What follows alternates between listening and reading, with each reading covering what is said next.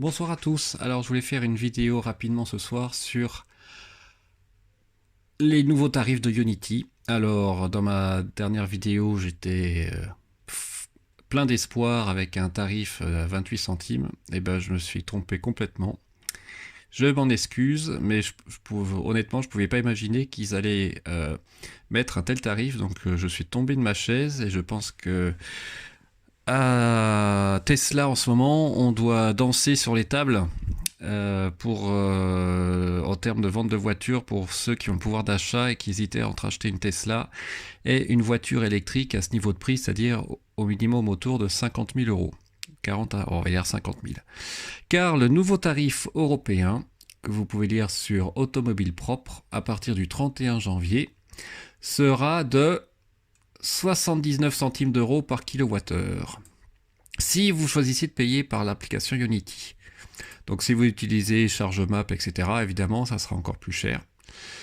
Donc, c'est très bien expliqué dans l'article. Donc, pour les gens qui chargent au-dessus de 10 kWh, par exemple 50 kWh, c'est ce qu'on charge en théorie à peu près si on charge de 80 à 20%. Ça va coûter 40 euros au lieu de 8 euros. C'est magnifique. Donc ça fait 0,16 centimes d'euros par kilomètre, très loin des 2 à 3 centimes d'euros à domicile. Alors oui, bien sûr, c'est des stations de gamme avec la charge ultra rapide, etc. Mais là, ce qui est clair, c'est que d'une part, là, les Tesla, au revoir, elles vont plus du tout y aller. Et je pense qu'ils font une erreur aussi. Bon, les gens, on va dire, qui achètent une voiture électrique, style Volkswagen ID3, tout ça, à 25 000 euros, ça m'étonnerait qu'ils aillent aussi dans ces stations car ça coûte plus cher que l'essence là, ou diesel, c'est vraiment beaucoup plus cher. Et s'ils pensent que les gens qui ont un fort pouvoir d'achat, qui peuvent acheter une Mercedes EDC, une Porsche Taycan, etc., donc les voitures concurrentes entre guillemets de Tesla, s'ils croient que ces gens-là, même s'ils ont beaucoup d'argent, vont aller recharger à ces bornes. Bon, ils n'auront peut-être pas le choix, mais là, franchement, je pense qu'ils se mettent un doigt dans l'œil. Ça va déjà inciter beaucoup moins ces gens-là à acheter des voitures électriques haut de gamme quand ils vont voir le prix de recharge sur autoroute. Donc, c'est vraiment pour moi un raisonnement très risqué. Et puis pour Tesla, évidemment, c'est la voie royale. Donc on va voir ce que ça donne. Alors ils imaginent aussi des tarifs à l'heure. Donc bon, on va voir ce que ça va donner. C'est une sacrée nouvelle en tout cas que je voulais partager avec vous. Et donc je me suis permis de refaire un petit PowerPoint pour résumer tout ça. Alors, si on compare, donc toujours pour 900 km